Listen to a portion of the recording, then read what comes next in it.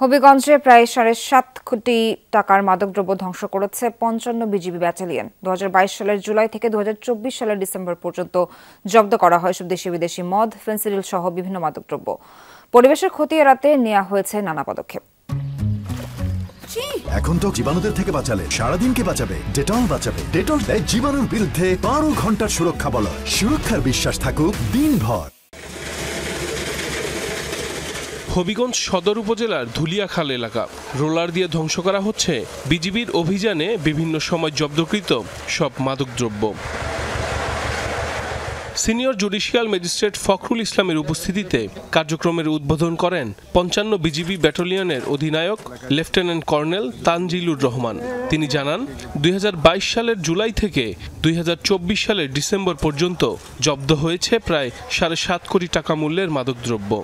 26 জুলাই 2022 থেকে 31 ডিসেম্বর 2024 পর্যন্ত যে বিপুল পরিমাণ মাদকদ্রব্য আটক করতে সক্ষম হয়েছে। আনুমানিক সিজার মূল্য হচ্ছে 7,42,36,331 টাকা।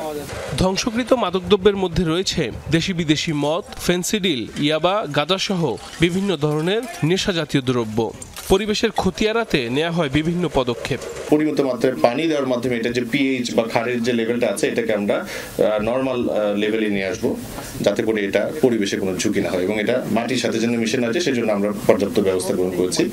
অনুষ্ঠানে উপস্থিত ছিলেন অতিরিক্ত পুলিশ সুপার শহীদুল হক মুন্সি, মাদকদ্রব্য নিয়ন্ত্রণ অধিদপ্তরের সহকারী পরিচালক সাজেদুল হাসান সহ বিভিন্ন দফতরের কর্মকর্তারা।